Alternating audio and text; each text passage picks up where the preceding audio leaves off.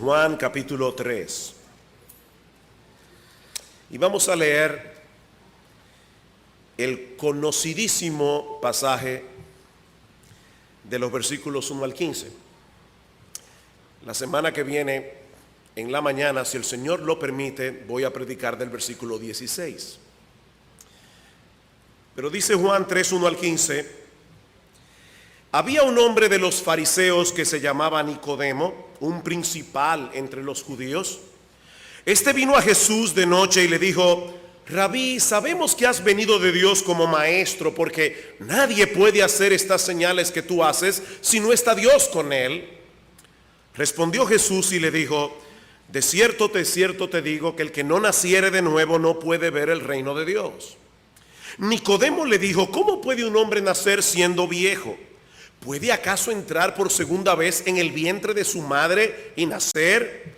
Respondió Jesús: de cierto te digo que el que no naciere de agua y del Espíritu no puede entrar en el reino de Dios. Lo que es nacido de la carne, carne es. Lo que es nacido del Espíritu, Espíritu es. No te maravilles de que te dije: os es necesario nacer de nuevo.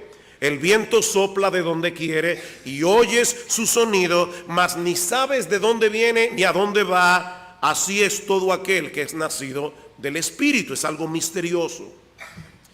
Respondió Nicodemo y le dijo: ¿cómo puede hacerse esto? Respondió Jesús y le dijo: ¿eres tú maestro de Israel y no sabes esto?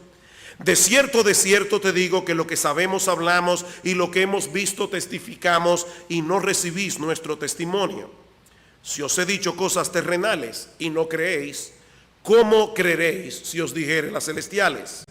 Nadie subió al cielo sino el que descendió del cielo, el Hijo del Hombre que está en el cielo. Y como Moisés levantó la serpiente en el desierto, así es necesario que el Hijo del Hombre sea levantado, para que todo aquel que en él cree no se pierda, mas tenga vida eterna.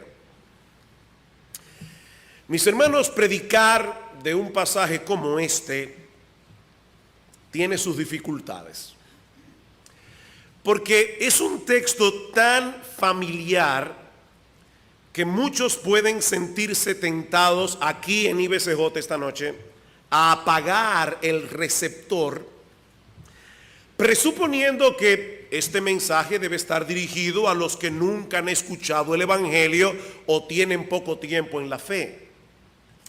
Bueno, yo espero mostrarles en esta tarde, con la ayuda del Señor, que este pasaje es pertinente para todos, sin importar los años que tenga en el Evangelio.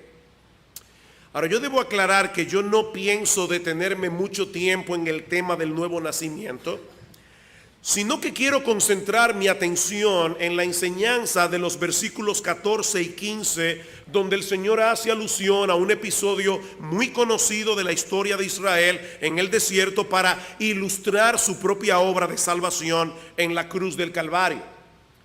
Pero como debemos ver cada texto en su contexto, permítanme tomar unos minutos para repasar brevemente este diálogo tan inusual entre el Señor Jesucristo y este personaje llamado Nicodemo. Juan introduce este relato señalando que Nicodemo era fariseo, es decir, que él pertenecía a la secta más religiosa, más estricta, más quisquillosa en el pueblo de Israel. De hecho, estos individuos eran tan escrupulosos en el cumplimiento de la ley que en los días del Señor se decía que si solo 2 personas iban a llegar al cielo, con toda seguridad una de ellas era un fariseo. Pero Nicodemo no era cualquier fariseo. Juan nos dice también que era un principal entre los judíos, lo que significa probablemente que Nicodemo pertenecía al Sanedrín, es decir, él era miembro de lo que hoy sería la Suprema Corte de Justicia. Aparte de eso, Nicodemo era un gran conocedor de las Escrituras, porque en el versículo 10 el Señor Jesucristo le llama literalmente el maestro de Israel. ¿Eres tú el maestro en Israel y no sabes esto? Y por si todo esto fuera poco, a diferencia del resto de los fariseos, Nicodemo tenía al Señor Jesucristo en muy alta estima. Dice en el versículo 2, Rabí, sabemos que has venido de Dios como maestro, porque nadie puede hacer estas señales que tú haces si no está Dios con él. Señor, yo estoy convencido que tú has venido de Dios. Mis hermanos, cualquiera diría que este hombre tenía todos sus papeles en reglas para irse al cielo. Tenía la visa asegurada. Pero no era así. Cristo le dice a Nicodemo, si tú no naces de nuevo, no puedes ver el reino de Dios. Nicodemo, el que no nace del agua y del espíritu, no puede entrar en el reino de Dios. Nicodemo, a pesar de tu religiosidad, a pesar de tu decencia, a pesar de tu conocimiento del Antiguo Testamento e incluso de la buena opinión que pareces tener de mí, tú tienes que entender que todos los seres humanos vienen al mundo dañado por el pecado. De manera que para entrar en el reino de Dios, tú necesitas que te hagan otra vez. Por el poder del Espíritu. Versículo 6, lo que es nacido de la carne, carne es. Lo que es nacido del Espíritu, Espíritu es. En otras palabras, Nicodemo, el hijo de dos pecadores, nace pecador. Eso es parte de la naturaleza que nosotros traemos de fábrica, porque pertenecemos a una raza caída. Nosotros pertenecemos a una raza de gente pecadora. Por supuesto, tenemos que entender que ahora Nicodemo está sumamente confundido, porque él no puede entender lo que implica este nuevo nacimiento del que Jesús está hablando, ni cómo se produce esto. Versículo 9, respondió Nicodemo y le dijo, ¿cómo puede hacerse esto? Y Jesús le responde, ¿eres tú el maestro de Israel y no sabes esto? El Antiguo Testamento hablaba del nuevo nacimiento de diversas maneras. En Deuteronomio capítulo 30, versículo 6, por ejemplo, Dios promete circuncidar el corazón de su pueblo para que ames a Jehová tu Dios con todo tu corazón y con toda tu alma a fin de que vivas. Y en Ezequiel capítulo 36, versículo 26, el Señor promete poner un espíritu nuevo dentro de nosotros. Así que esta enseñanza no era nueva, pero los judíos no podían entenderla por causa de su ceguera espiritual. Ni siquiera Nicodemo, a pesar del conocimiento que tenía del Antiguo Testamento. Versículo 11. De cierto te digo que lo que sabemos hablamos y lo que hemos visto testificamos, pero he aquí el problema, ustedes no reciben nuestro testimonio. Ese era el problema. A pesar de toda su religiosidad, de toda su decencia, Nicodemo era parte de ese grupo de los que no habían recibido a Jesús como el Mesías profetizado en el Antiguo Testamento. Y cuando ustedes escuchan esta palabra recibir, ¿qué texto viene a vuestra mente? Cerquita de este pasaje. Juan capítulo 1, versículo 11. A lo suyo vino y los suyos no le recibieron, mas a todos los que le recibieron, los que creen en su nombre, les dio potestad de ser hechos hijos de Dios. Creer y recibir a Jesús es exactamente lo mismo. Nicodemo no podía entender porque no creía. Versículo 13, estos, los hijos de Dios, no son engendrados de sangre, ni de voluntad de carne, ni de voluntad de varón, sino de Dios. Otra vez el tema del nuevo nacimiento. Nicodemo necesita nacer de nuevo para poder entender el nuevo nacimiento. Ese es el problema. Él no puede entender el nuevo nacimiento porque él no ha nacido de nuevo. Versículo 12.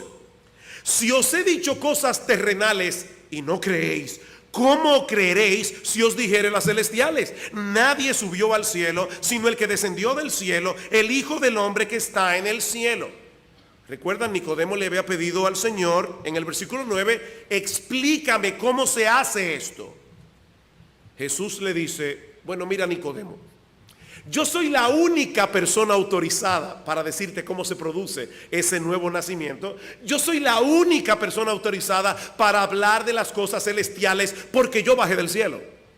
el problema es que ya yo no puedo seguir más lejos de lo que te he explicado ya. Yo no puedo seguir profundizando en este tema del nuevo nacimiento, porque Nicodemo, tú no has nacido de nuevo.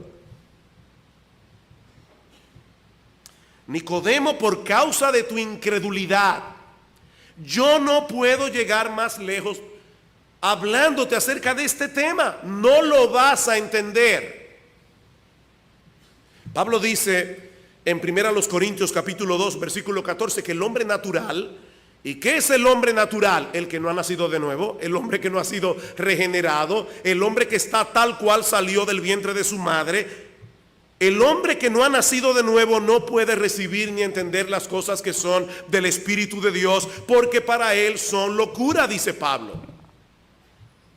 Entonces, ¿qué hacemos con Nicodemo? ¿O qué hacemos con cualquier pecador con el que nosotros queramos compartir el mensaje del Evangelio? Yo recuerdo cuando yo comencé a entender Juan capítulo 3, decía, aquí hay un problema. Y yo no sé si ustedes lo ven, hermanos, yo quiero que ustedes lo vean. Este pasaje presenta un tremendo problema, un serio problema con respecto a la predicación del Evangelio. Las cosas que el pecador necesita saber sobre el nuevo nacimiento no las puede entender porque no ha recibido el nuevo nacimiento. ¿Qué hacemos? Sin embargo, es interesante notar que el Señor no le dice a Nicodemo, mira, lo siento mucho, ya no podemos seguir hablando acerca de este tema, así que vuelve otra vez cuando tengas evidencias de haber nacido de nuevo. Y entonces seguimos hablando. No. Lo que hace el Señor es explicarle a Nicodemo lo que él habría de hacer en la cruz del Calvario para remover la ira de Dios de sobre nosotros por causa del pecado y de ese modo hacer posible el nuevo nacimiento.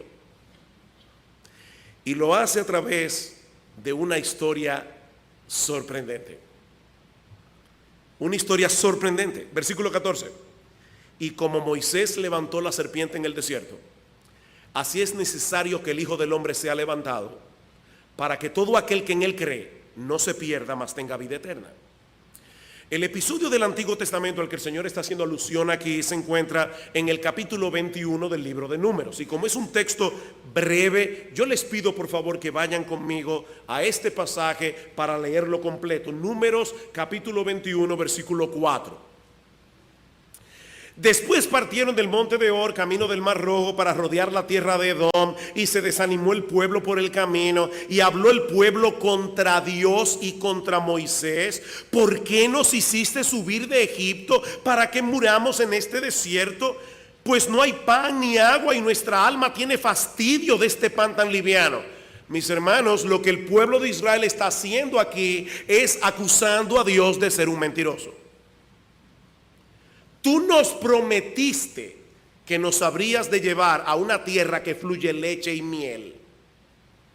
Y en cambio nos has metido en este desierto para que nos muramos de sed y de hambre. Versículo 6. Jehová envió entre el pueblo serpientes ardientes que mordían al pueblo, y murió mucho pueblo de Israel. Entonces el pueblo vino a Moisés y dijo: hemos pecado por haber hablado contra Jehová y contra ti. Ruega a Jehová que quite de nosotros estas serpientes. Y Moisés oró por el pueblo. ¿Quitó Dios las serpientes? No. Proveyó un medio de salvación en medio de las serpientes. Versículo 8. Y Jehová dijo a Moisés: hazte una serpiente ardiente y ponla sobre una asta, y cualquiera que fuere mordido y mirare a ella vivirá. Y Moisés hizo una serpiente de bronce y la puso sobre una asta. Y cuando alguna serpiente mordía a alguno, miraba a la serpiente de bronce y vivía.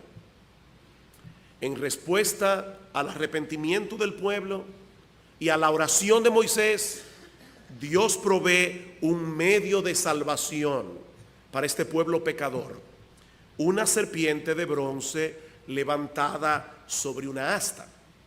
Ahora, hermanos, yo quiero que ustedes noten varias cosas importantes en este pasaje.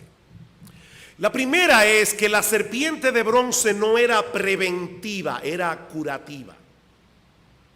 La serpiente de bronce no era preventiva. En otras palabras, mirar hacia la serpiente de bronce no iba a impedir ser mordido por una serpiente venenosa. Versículo 8. Y Jehová dijo: hazte una serpiente ardiente, ponla sobre un asta. Cualquiera que fuere mordido y mirare a ella, vivirá. Era después de la mordida, con el veneno ya circulando en sus venas, que los israelitas debían mirar a la serpiente de bronce y vivir. Yo me imagino a un escéptico entre el pueblo de Israel. Lo muerde una serpiente, está a punto de morir, pero en vez de creer lo que ha dicho Dios, pide que lo lleven a un médico. Y por supuesto muere en el camino, porque solo había un medio de salvación, el que Dios había provisto: mirar hacia la serpiente de bronce levantada por Moisés. Lo segundo que debemos notar en esta historia es que Dios usó un instrumento de salvación que señalaba hacia el mismo instrumento que usó como castigo: una serpiente. O sea, la serpiente que fue causa de muerte vino a ser causa de salvación para el pueblo de Dios. Y lo último que yo quiero que ustedes noten en número 21, yo no estoy acabando, en número 21, porque lo peor que puede hacer un predicador es darle la impresión a la iglesia de que está aterrizando el avión y volverlo a subir. Yo no estoy aterrizando, yo estoy diciendo lo último que vemos en este pasaje, en número 21, es que lo único que debían hacer los israelitas para salvarse era mirar. Si miraban a la serpiente levantada por Moisés, increíblemente el veneno no iba a tener ningún efecto en ellos. Solo tenían que mirar.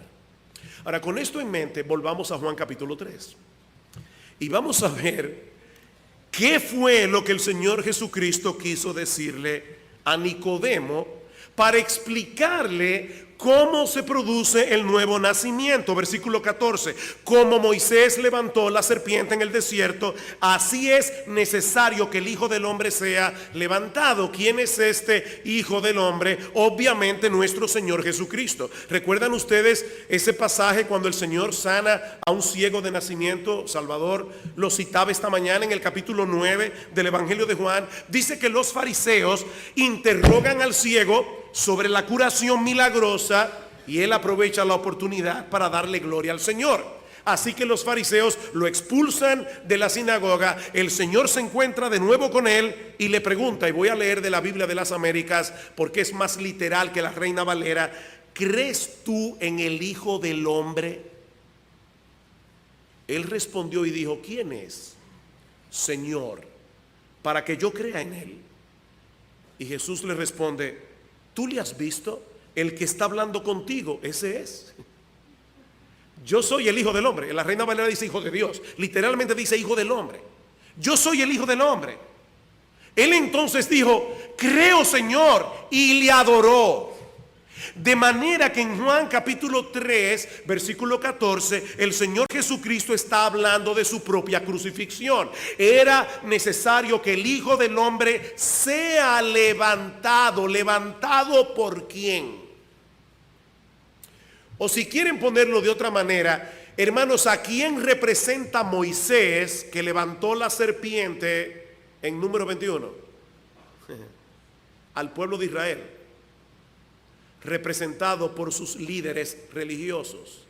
Más adelante en Juan capítulo 8, versículo 28, el Señor dice a los fariseos: cuando hayáis levantado al Hijo del Hombre, entonces conoceréis que yo soy. Ustedes levantarán al Hijo del Hombre. ¿Recuerdan la predicación de Pedro en Hechos capítulo 4, cuando le dice a los judíos: ustedes mataron al autor de la vida y pidieron que se os diera un homicida? Ustedes lo mataron.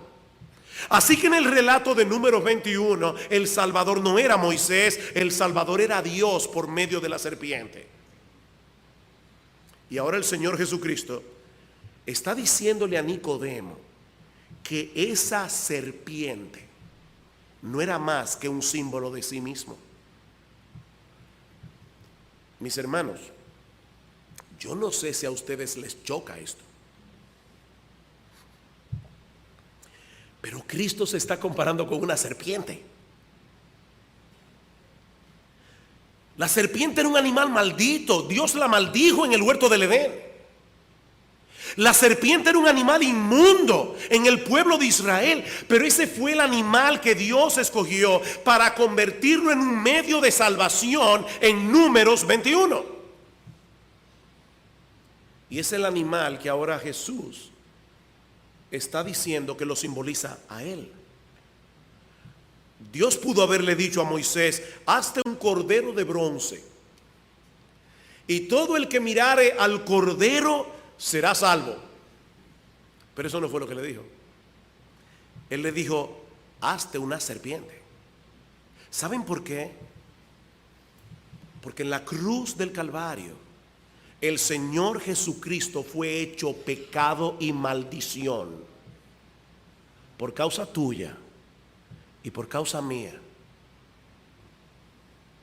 La ira de Dios que nosotros merecíamos cayó sobre él para que nosotros ahora podamos disfrutar salvación por medio de la fe. Pablo dice en 2 Corintios capítulo 5 versículo 21: aquel que no conoció pecado por nosotros fue hecho pecado. Cristo fue hecho pecado en la cruz del Calvario para que nosotros fuésemos hechos justicia de Dios en él. Y en Gálatas capítulo 3 versículo 13 dice que Cristo nos redimió de la maldición de la ley. ¿Cómo? Hecho por nosotros maldición, porque escrito está: maldito todo el que es colgado en un madero. Mis hermanos, lo que estamos diciendo esta noche al celebrar la cena del Señor, lo que estamos celebrando al tomar la Santa Cena, es que nuestro Señor Jesucristo fue levantado en una cruz como una serpiente, personificando así el pecado y la maldición para poder echar fuera de nuestras vidas la maldición y el pecado. Esto es lo que estamos celebrando.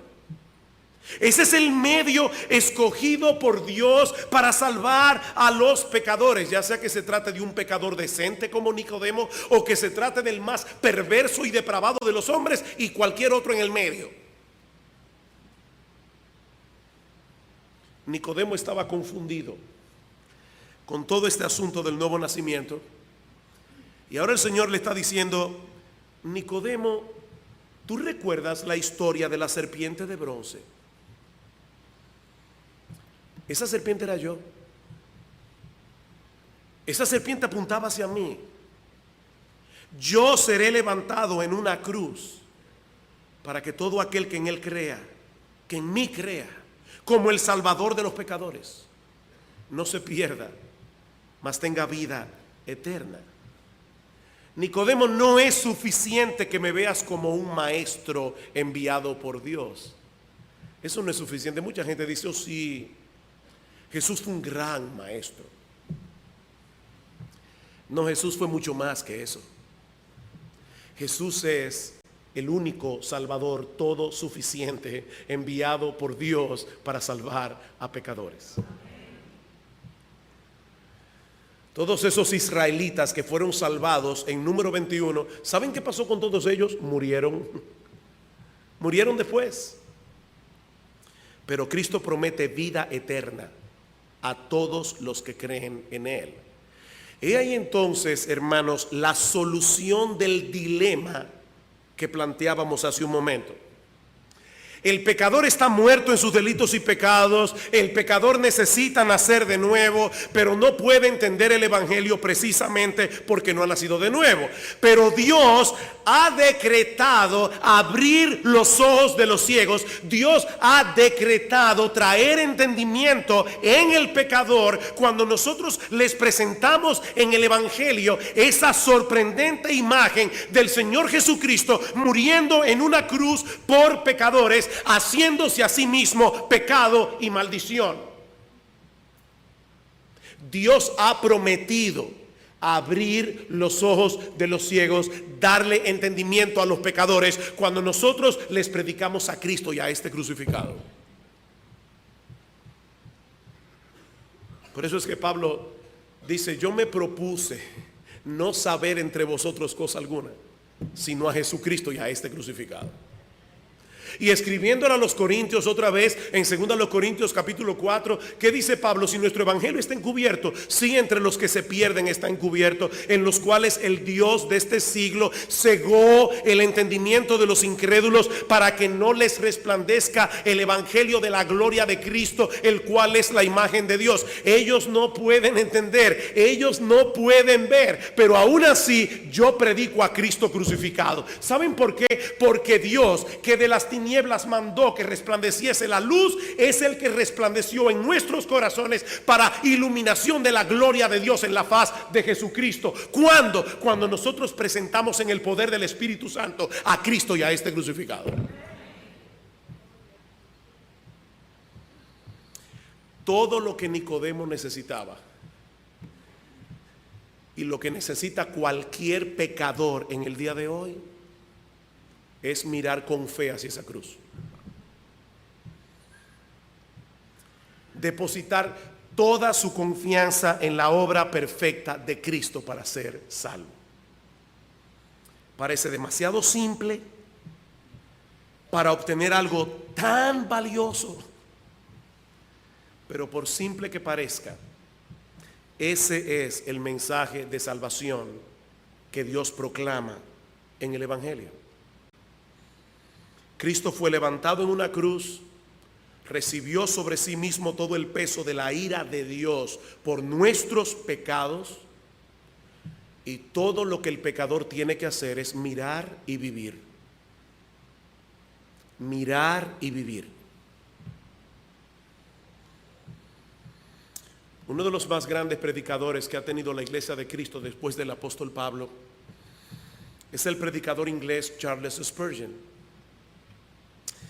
Cuando Spurgeon tenía 15 años de edad, había sido criado por padres cristianos, abuelos cristianos, eran pastores.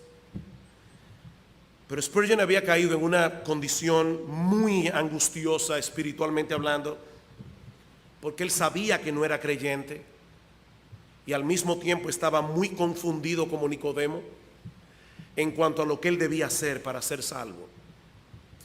Y teniendo 15 años de edad, el 6 de enero de 1850, Spurgeon estaba supuesto a asistir a una iglesia cerca de su casa donde iba a predicar su padre la palabra de Dios. Pero cayó una nevada tan fuerte que su madre le aconsejó que asistiera a una pequeña capilla metodista que había allí en la localidad. Así que sin mucho entusiasmo, Spurgeon se dirigió a la capilla. Encontró a 12 o 15 personas reunidas. Para colmo de males, el pastor que debía predicar ese día tampoco pudo llegar por causa de la nevada. Así que un hermano simple de la congregación, que ni siquiera sabía hablar muy bien, sin mucha oratoria, se subió al púlpito y abrió su Biblia en Isaías capítulo 40 versículo 45 versículo 20. Mirad a mí y sed salvos todos los términos de la tierra, porque yo soy Dios y no hay más. Me encanta cómo lo cuenta Spurgeon en su autobiografía. Dice que el predicador desconocido comenzó a exponer su texto diciendo: mis queridos amigos, esto es en verdad un texto muy simple. Dice: mirad Ahora bien, mirar es una tarea que no exige mucho esfuerzo. No se trata de levantar tu pie o tu dedo, es simplemente mirar. Un hombre no necesita ir al colegio para aprender a mirar. Tú puedes ser el tonto más grande y aún así puedes mirar. Cualquiera puede mirar, incluso un niño puede hacerlo. Pero el texto dice: mirad a mí. Ay, dice el predicador, muchos están mirándose a sí mismos, pero no tiene sentido mirar hacia allí. Nunca encontrarán consuelo en vosotros mismos. Jesucristo dice: mirad a mí. Algunos de vosotros decís: estamos esperando que el Espíritu Santo obre en nosotros. Ese no es el punto ahora. Mira a Cristo. El texto dice: mirad a mí. Mirad a mí que estoy sudando grandes gotas de sangre. Mirad a mí que estoy colgado en una cruz. Mirad a mí que he muerto y he sido enterrado. Mirad a mí que resucité. Mirad a mí que ascendí a los cielos. Mirad a mí que estoy sentado a la diestra de Dios. Oh, pobres pecadores, mirad a mí, mirad a mí. Y dice Spurgeon que cuando tenía como 10 minutos hablando de esa manera, miró a Spurgeon directamente y le dice: joven, luces muy miserable. Y dice Spurgeon: acepto que lucía así, pero no estaba acostumbrado a que me hablaran de mi apariencia personal desde el púlpito. Joven, luces muy miserable y siempre serás un miserable, miserable en vida y miserable en muerte si no obedeces mi texto. Pero si lo obedeces ahora, en este momento, serás salvo. Y luego, levantando sus manos, gritó como solo un metodista primitivo podía hacerlo: joven, mira a Jesucristo, mira, mira, mira. No tienes que hacer otra cosa que mirar y vivir. De inmediato vi el camino de la salvación. No sé qué otra cosa dijo. No presté atención a nada más. Tan poseído estaba por aquella sola idea. Yo estaba esperando por hacer 50 cosas. Pero cuando escuché esa palabra, mirad cuán encantadora me pareció. Allí y entonces las nubes se fueron, las tinieblas se apartaron y pude ver la luz del sol. Pude haberme levantado en ese instante y cantar como el más entusiasta de los metodistas acerca de la preciosa sangre de Cristo y de la fe simple que solo mira hacia Él. Así fue salvo este gran hombre de Dios por la predicación de un predicador desconocido.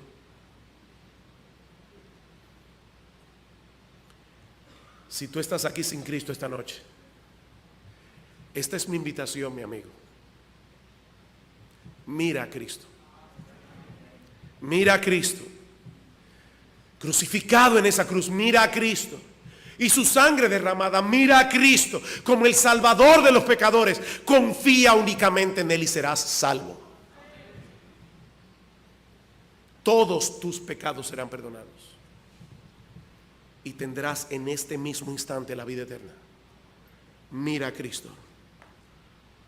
Y si eres creyente y perteneces a esta iglesia o cualquier iglesia cristiana, verdaderamente cristiana, enraizada en el Evangelio de Jesucristo, que predica salvación solo por gracia y solo por medio de la fe, te invito a que participes esta noche de la Cena del Señor, haciendo memoria de su muerte en la cruz del Calvario por causa de tus pecados, de mis pecados.